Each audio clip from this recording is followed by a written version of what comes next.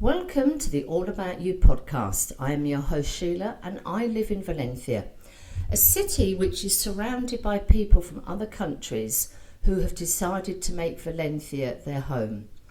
We hear a lot of the positive side of moving countries, but there is also a negative side when it just doesn't turn out to be what was planned or expected. So what do you do when you make the decision to move back to your home country? This is hardly ever talked about. So when I met Anais and discovered that she had created her business, the Returner Support, and a podcast which helps people transition back to their own country, I was intrigued. So today I have Anais with me to dig deep into the what, the why and how of moving back. Anais, welcome to the podcast. Thank you. I'm happy to be here. So let's go back to the beginning. So you are originally from France. Yes. Is Valencia the first country you have moved to call your home? No, the first time I moved abroad, I went to the US. So I lived in the US for 2 years, went back to France. Then I traveled in Southeast Asia for 6 months, went back to France. And then I moved to Canada, lived in Canada for 2 years and a half. Then traveled in Latin America, went back to France, and in Valencia. So you've had a lot of experience of leaving your home country, travelling and living somewhere else, going back to your home country and rinse and repeat. Did that give you the idea to start your business and your podcast? Yes. So what gave me the idea is when I lived in the US, I was an au pair. So it was the first time I lived in the US. Being an au pair is I was living with a host family and I took care of their 2 daughters. So I was 21 and it was the best experience of my life. I truly loved living in the US and I just saw my country differently because before that I thought I would live my whole life in France. I never thought about traveling because I was scared, didn't have enough money, all of that. I lived in the US, I loved it, but I could only stay there for 2 years because of the visa and the program. So then I had to go back to France. But I felt like no one gets you ready to go back. We all get ourselves ready to move abroad, but not to go back home because it's home. Why will you get ready to go back home? So I went back and it was terrible. I think at that time it was the worst experience of my life because I went back home, nothing had changed, but I had changed a lot. So I went back kind of like everything was still the same, but I wasn't, and I couldn't fit in back in my country anymore. I felt misaligned with my friends, I felt disconnected, and I had this plan in my head. I will go back to France for 3 years and then I will move abroad. Why 3 years? Because I wanted to finish my study, so 2 years of study, then have a job, and I thought it will just be better to do that before moving abroad. But this kept me stuck because when I went back, it's like it wasn't aligned with me anymore. This plan that I had was before I lived in the US, but when I went back, I changed. So I was doing a bunch of things that were not aligned with me anymore, and I felt terrible. It was terrible to be back home. It's interesting you say that you had changed because I have a theory. When you move to a different country, everybody's circumstances are different. You may move to a country that has the same language. You move to a country where absolutely everything is different. But I feel you change and definitely you grow as a person. Your experience then of toing and froing between your home country and different countries, where did the idea to start your business and your podcast talking about moving from a country you've been living in back to your home country, where did all that idea come from? So it's truly when I was in Canada, but also because my whole life, all my job experiences was helping people.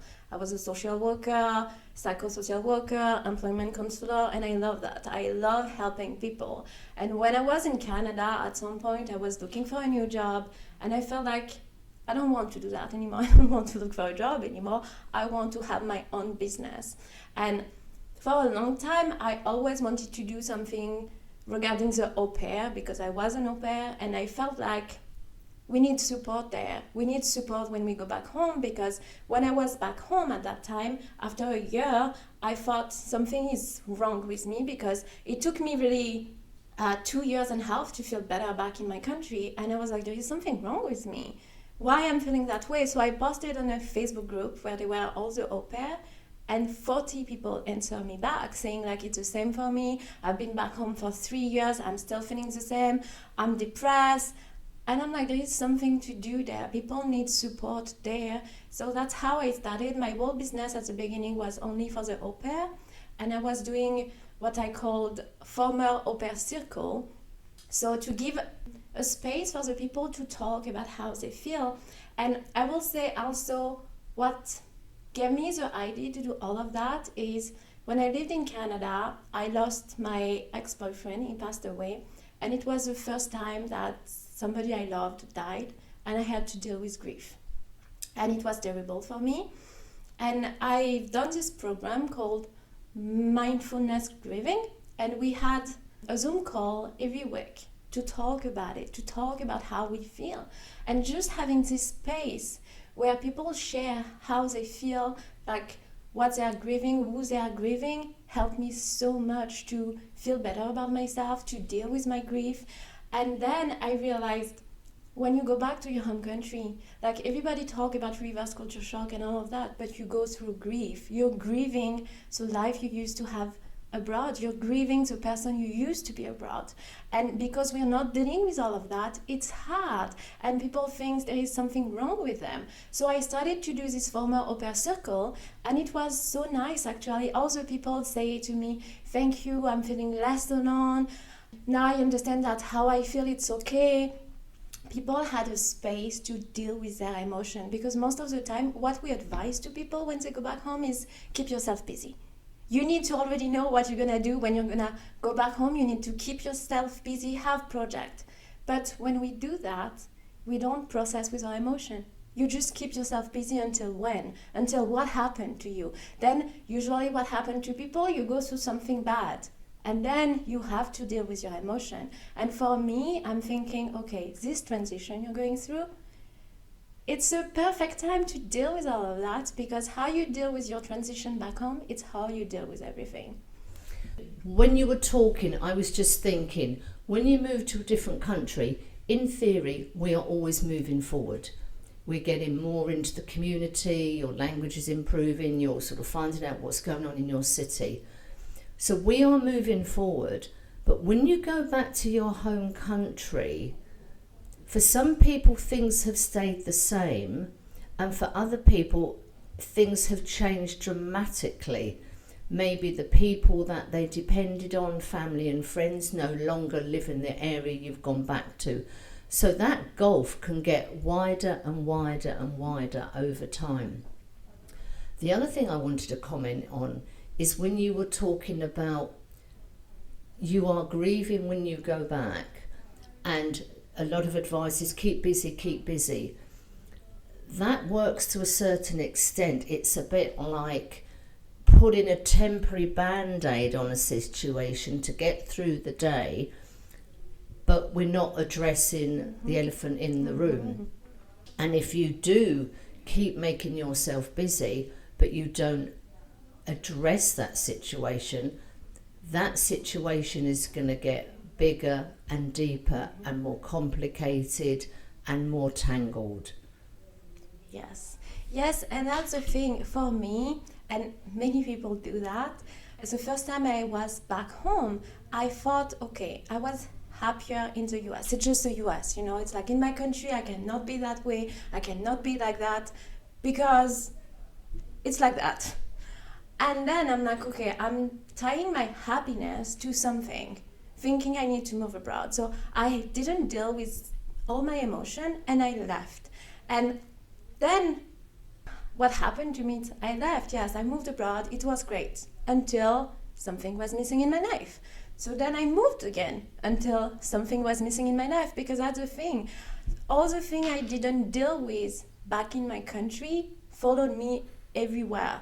And what people don't realize is when you don't deal with all of that when you're back in your country, you're just moving in circle. What you do is you're running away from pain, but you don't know what is pleasure. Like, the goal of life is not running away from pain, but it's moving toward pleasure. And what is pleasure for you? What is your vision?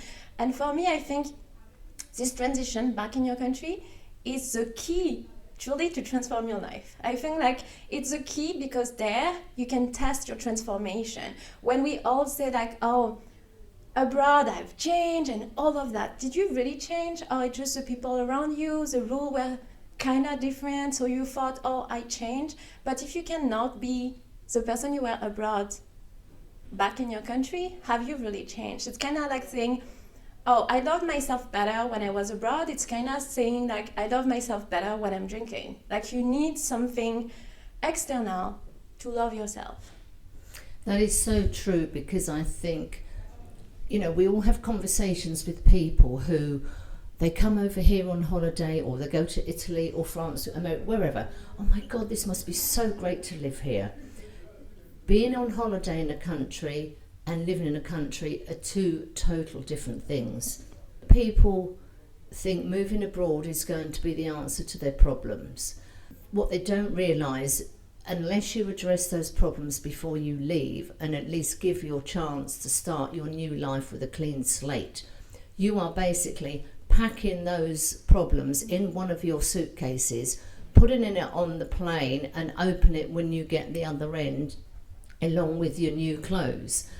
And a lot of people don't realise that you're still going to have the same problems regardless of what the problem is, but maybe you're dealing with it with more sunshine, with more snow, with a more, you know, rapid change of seasons.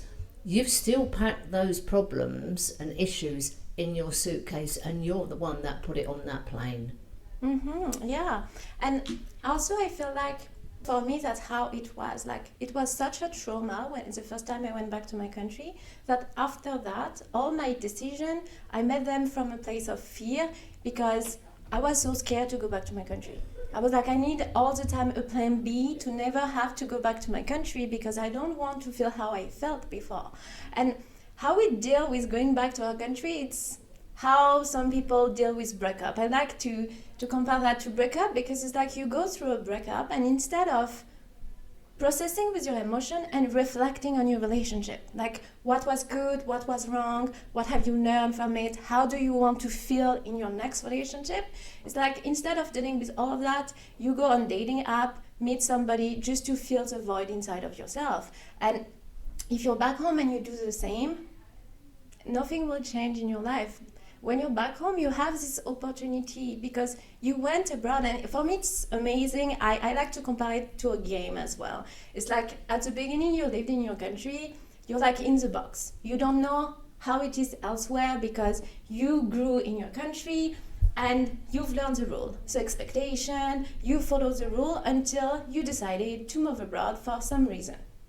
Then abroad, you're like, oh wow, I can live my life differently. For me, for example, when I was in the US, I was like, oh, I don't need to dress up as fancy as I dress up in France, because here nobody cares.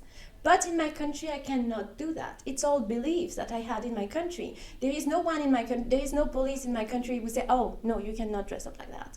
No, there is nobody, it's just my mind.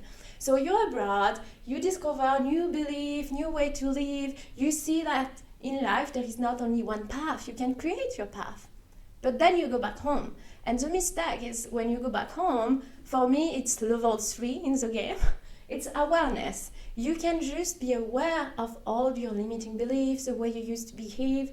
But because people feel like, oh, it looks the same that level 1, the box, I need to fit in. I need to fit in. So I need to go back to the old version of myself I used to be, to fit in, to feel like I belong here. And the thing, in a way, they can erase the person they were abroad, but that's how then people feel so bad in the home country, because you cannot erase this person, this version of yourself you were. So what happened is then you do a bunch of things that is not aligned with you anymore because you try to fit in. You're so afraid what other people will think about you. And so many of my clients say, oh, back home I tried to be the version of myself I was abroad, but I couldn't. Then you go back to the old version of yourself, but it's not you anymore. So you're trying to put yourself inside a box, but you feel like stuck. That's how many people that are back home, they feel stuck, and they ask themselves the wrong question. Should I stay or should I go? When the question it's not that, but more, okay, let's reflect. How did I feel abroad and why? And now when you are around the people, your old friends, instead of thinking, okay, I feel misaligned with them, be curious, just be curious. Okay, you feel misaligned. What is going on? What didn't you like with your friend? How did you feel? How they made you feel? Okay, how do you want to feel instead? If you try a job, for example, some people are so focused on, I need my career, I need that. Try, experiment. You're back home. Try things and see how you feel, how this makes you feel. You get triggered by your family, get curious. Why do I get triggered? Because people, they want to get back this sense of freedom they had abroad. But to be free is go after the trigger. If you get triggered, you're not free. So the trigger is there to free yourself, because you will learn so much about yourself back home. You go through the root of your limiting belief, what you have learned through your family, through education in your country. And now you can question, okay, is it still what I want? And after you've done all this work of awareness, then you can create your new life. So you go to the next level, transformation. Either you stay home, but you move to another country, you are aware. Because many times people, they will move to another country to put themselves in another box. And that's not what you want. If you're aware of who you are and how you want to feel in your life, then it's easier to decide what you want to do and not get the FOMO like, oh, but I'm so afraid to miss out. And no, because you know who you are, you know what is important to you and not what the society wants for you. This is incredibly complex. I really didn't know where this conversation was going to go, but I certainly can see how some people can think, okay, I've gone back to my home country, I have changed, maybe things have changed as well, or they've stayed the same, but they don't fit in. Okay, so I'm going to go somewhere else now. And they could end up being these serial people who every 6 months, 2 years, whatever, move somewhere else, enjoy that, grow, go back to their home country, right, I still don't fit in, right, and they just move. Mm-hmm. And they're just, as you say, repeating the same cycle. And that's what I did. And what I saw is the relationship I had with my country is the relationship I had with everything in my life.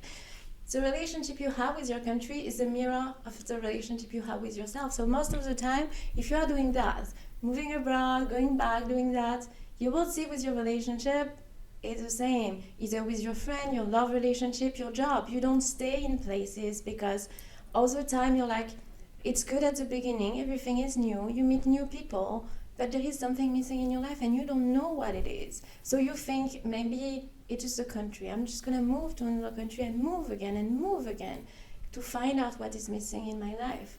And all the things that are missing are within yourself. It's really when you start to do the inner work, to start to have a better relationship with yourself, that it's so helpful. And for me, last time I went back to my country, truly helped me to build my life here in Valencia.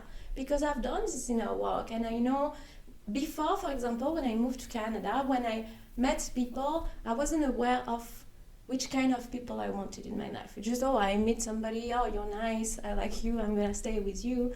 That's it. But before I moved to Valencia, I got really clear on, okay, what do I want for my life? How do I want to feel? What kind of conversation I want with the people around me? How do I want to feel around them? And then I put myself in different environments, didn't try to fit in, because it's not the goal. The goal is not to fit in. Then I put myself there and I check in with myself. How do I feel? How do I feel around those people? Do I want to keep those people in my life? No. So I'm not going to stay here. I'm going to move on. And that's also what I did back home this time when I went back. I saw some of my old friends, many people, And instead of telling myself I don't fit in, it's like, okay, how do I feel with those people? I love them, but right now I don't want to entertain this relationship because we are not in the same level. It's not aligned with me. It doesn't bring me energy. Like, it's more like when I see those people, it drains my energy. So it's a good check-in to be like, I want stuff that make me feel good. And the more you do all this work, the more you will feel fulfilled in your life, and you're not looking all the time for somebody, for a country, for something. And I also got this realization when I was in Brazil. I love Brazil. When I traveled in Latin America, I thought I will move to Brazil because in Brazil I felt free. I felt like I can be myself, I can dress up as I want. But then I'm like, I don't want always to be longing for that country to be myself. So after Brazil, I decided that I will wear colorful clothes because I like that. And I decided to do that everywhere. Even when I went back home, I was wearing this red outfit, and I live in a small town, like really small town. And it's like, I don't care anymore how people will think about me. Like, it's me, I want to take my space. I don't care about fitting, because I feel like now, when you go back home, you can ask yourself, instead of be like, okay, I don't fit in, I feel misaligned, I don't belong there. Okay, what is my definition of fitting? What do I need to fit in? What do I need to belong? What is home for me? It's you create your rule. You stop having a country dictating you how to be, what to do, because that's what is not making you feel happy. And that is such important information, because this fitting in, finding your tribe, finding the people that make you feel good, for example. And I think a lot of people will throw their values and their beliefs to one side and go, okay, well, I don't really feel comfortable in this situation with this person, but if I want to fit in with this group, I've got to go along with that. And that can happen to so many people for so many reasons, with some really, really serious consequences. What I wanted to say to you, there probably isn't a typical person who comes to you for support and advice, but can you tell us one of the case studies where somebody has got in contact with you and said, look, this is how I'm feeling, you need to help me work my way through this situation and make the right decision? So for me, how I work with my client is they have the answer. Like, I'm not going to give them any answer because they have them. I help them to find their answer. And so the big work we do together, it goes through their fears and their limiting belief, because that's how it starts. Like, I have many clients who are like, I don't know what to do. I don't know if I should stay or if I should move abroad. I'm not here to tell you, move abroad. I'm here to question you, and we're going to reflect on, okay, what was about your time abroad that you really love? Like, how did you feel? Because most of the time, the thing is, we forget who we are. You felt good abroad because you were yourself. You attracted those good people because you were yourself. That's it. In your country, you're not yourself. That's why you cannot attract those people. So we go really deep into their emotion, what their emotion is telling them, and their fears. And when we went through all of that, then we look what is important to them, and through that they know what decision to take. So you are asking the right questions. Yes. And I think that's true of a lot of things, isn't it? We can ask ourselves questions, but often we ask ourselves really kind questions, nice questions. Somebody like you who have gone through this, got the experience, and have taken the decision to help other people, you know the right questions to ask, which is going to probably be quite uncomfortable for the other person to say, okay, well, I thought it was because of X, Y, Z, but now you've asked me the question, I feel a bit uncomfortable having to fess up this or that or this. You know, you're doing a bit of psychology here. I mean, I love the fact of people asking the right questions. And I don't think we're really good at that, because we are, okay, I won't ask you a difficult question. I'll ask you a nice, cosy, comfortable question. which is fine, but that's only going to scratch the surface.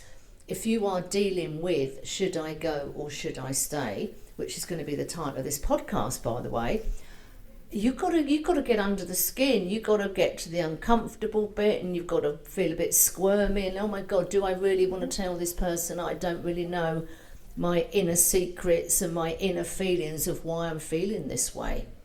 Yes, and that's a good thing, and that's what I like about support, seeking for support, because it's hard to do all of that on your own. And the thing about the society is we make you believe it's not good to feel uncomfortable, it's not good to feel the negative emotion, but it's what will make you grow.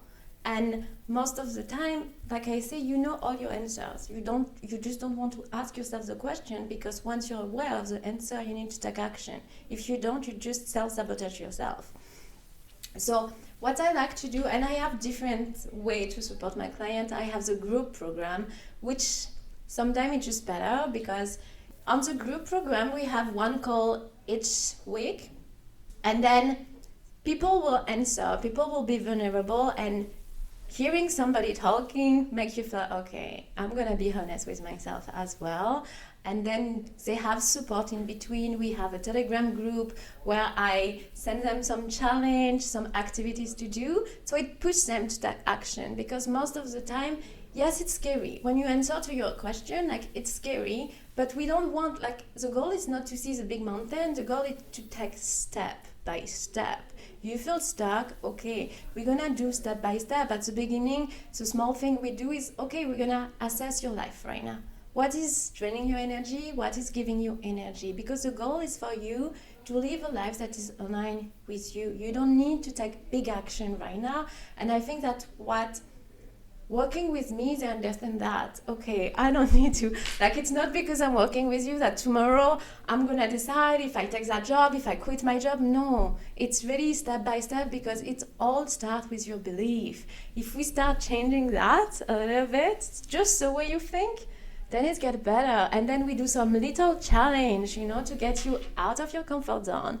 And then you feel better because you change your belief. At the beginning, it looked like, no, I don't want to take action, it's so uncomfortable, and what if it doesn't work, what if this, and what if I do that, and then in 5 years I have nothing. So we get rid of the what if. We change that, we reframe everything to empower them, and then they feel like I have the power, and then they feel excited to take the action. I love the fact what you said about the group call, because I imagine you've got people in the four corners of the globe probably feeling very alone through circumstances. Do I stay? Do I go? But to have the group call and go, okay, it's not just me. There's people in the four corners of the globe feeling the same, in different countries, through whatever reasons, different ages, different circumstances. But just purely knowing, okay, there are other people going through the same thing. That must just make them feel so much better, having those group conversations, knowing they're not alone. Yes, and that's exactly why I've done that. Like I was saying, when I went to the group, to the mindful grief, it helped me to know I was not alone. Just knowing that I was not alone in my emotion, in my feeling, there was nothing wrong with me, it helped me a lot. That's why I decided to do the group, and I love group coaching. So it's really for people to know they are not alone, but also that's why I always say the question is not should I stay or should I go, because you need to take decision from a place of trust and not scarcity. You should first feel good right now and not be because many people, they think, okay, I will be happy once I can go there. So goal right now is you're back in your country. Most of the time, many people, they've been back for a few weeks, few months, few years, and they feel like the faded version of themselves. They love the version of themselves they were abroad, but back home they cannot be that version.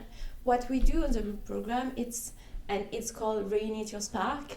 It's truly fall in love with yourself again, with your life again. So then you take decision from a place of trust, faith. You understand that life can be easy, and we don't take decision from a place of scarcity, fear, because that's how you're I don't want to do it, I'm so afraid, what if? When you've changed all of that, because now you're good with yourself, you understand that, okay, I feel good now. And before, for me, it's like I had this hate relationship with my country. I used to hate my country. If you met me abroad, I will say all the bad thing about my country, like don't go there, it's really bad. And now I really made peace with my country and with myself, because most of the time I always say to people, you don't react to your country, you react to your trauma. It's not your country that you don't like, it's a past version of yourself that you're not dealing with. And there, let's make peace with all the version of yourself. Let's make peace with your country, and then you can take decision, because you don't have to carry that with you. Either you stay or you don't stay. And also the decision you're taking right now, it's not gonna be the decision of your life. It can change, because the goal is to create a vision. I always say that to people. Most of the time people, when they move in their life, they don't have a vision. It's just like they think they need to check the box, have like a career, have this. For me, it's like I don't care about which career you want, your work experiences and all of that. I want you to dream. We are here to feel alive, not to just survive. We are here to thrive. So let's create a vision. Let's dream, and I don't care about what is realistic, not realistic, because before, in one of my jobs, I was social worker with people who have intellectual disability. And it was a new job, and I had to help them with their life project. And I got all my clients saying, I don't know what to do, because everybody say, no, I cannot. They met me, and I'm like, no, with me there is no, I cannot. I'm gonna help you until the end. Like, you want this, I'm gonna help you, I'm gonna find the people. I did it. Because for me, all the time, I was like, why they couldn't do it? You will not say to somebody, oh, like, you cannot live by yourself because you don't know how to cook. But we say that to people who have disability. So I help them, and many people achieve what they wanted to do. So now I'm always like that. When I meet one of my clients, I'm like, we're gonna dream. Like, I don't care about being realistic. I want to know what you want for your life, how you think it will make you feel, how do you want to feel in your life, and we work on that for them to move toward that. And then when you have this vision, it's easier to explore and to not be like, yeah, but you know, if I quit my job, then on my resume, like if I move abroad and I travel for a long time, then I will not find a job. And no. We change all of that. It's like, what is your vision? Is this, if you try this new opportunity, will it help you with your vision? Will you learn something that will help you achieve this vision? Because we play the long term. And then because you have the vision, you're like, oh yeah, this helped me. Either I fail or I succeed. It will help me. I will have information for the big picture. This is so interesting, because we are very good at playing safe. Yeah. And it's interesting when you're sort of saying, okay, what are your dreams? What are your goals? If you ask that to a lot of people, they will go, oh, I'd love to travel to Japan, but oh, I can't do it because I've got children, I've got a family, I couldn't get the time off work, and they'll give you 55 reasons why they can't do it. Why don't you go? So you get the 55 reasons, but they would struggle to come up with one positive reason. We're not very good at stretching ourselves to say, okay, what is possible? Mm-hmm. What could I do? And as you say, break it down into baby steps, and just work your way through it. I think as human beings, we just want to stay comfortable, warm and cozy. It's a dangerous world out there, it's scary, and I just want to stay in my little comfort zone. Yeah. But as they say, when you're comfortable, you're not growing. The growth is when you're a little bit scared, a little bit apprehensive. I mean, this conversation is so much bigger than just helping people make the decision, do I go or do I stay? I mean, this is education for life that you're giving here. Oh, yes. Definitely. Can we talk about your podcast? So you started your business. Did you always have the plan to do a podcast as well? Yeah, it's funny because what you say about all the reason why we always find excuse. When I started my business, I first thought about doing a podcast. But I look online and it sounds complicated. I'm like, no, I'm not gonna do that. I had many excuses, and I hired a coach, a business coach, to help me. It took me few years before doing my podcast, because then I surround myself around people who were doing podcasts, and I'm like, yeah, it's super easy. Everybody have a podcast now.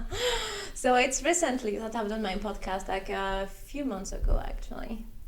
I think that is such an interesting statement you've said there, because I know if my husband hadn't just pressed the button on the computer to publish the podcast, I would still be sitting here writing notes. Well, I need to research that, I just need to plan that, and I need to talk to that person.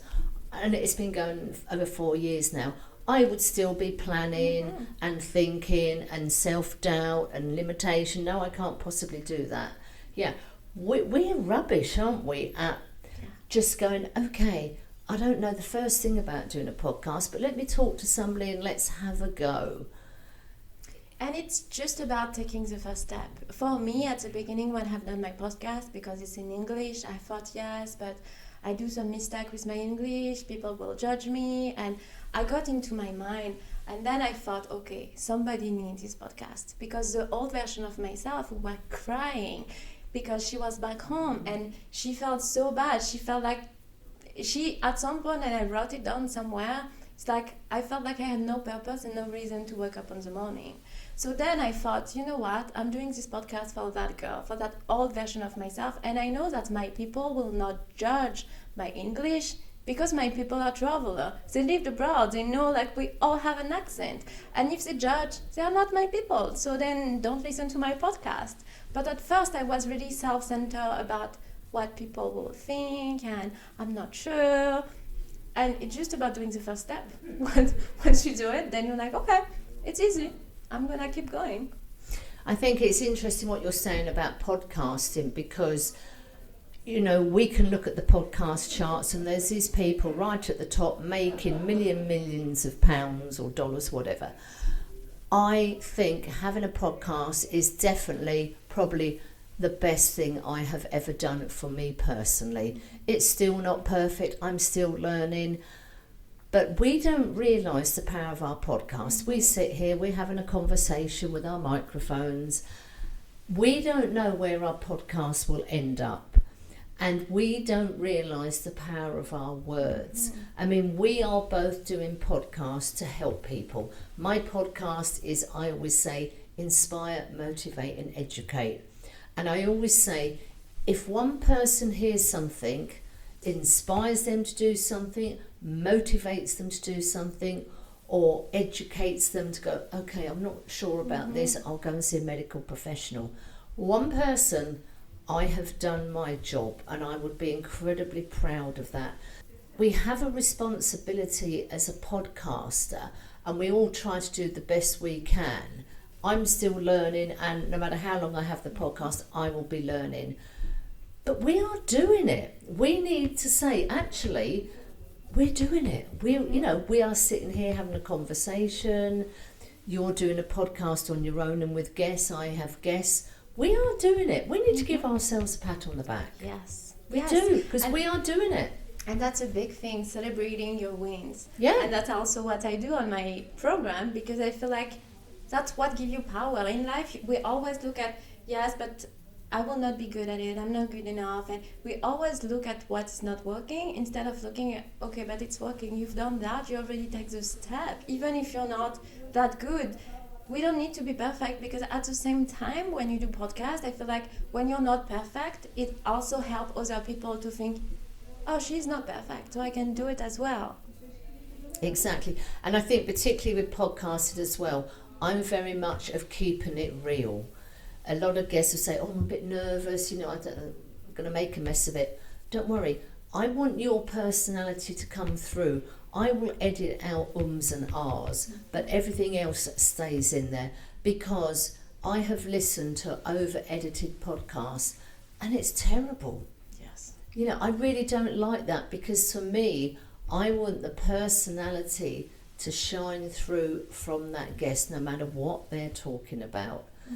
We will always judge other people. As a podcaster, we can look at people who are making all the money and these famous names, go, oh my God, that's amazing. I'd love to be back that one day.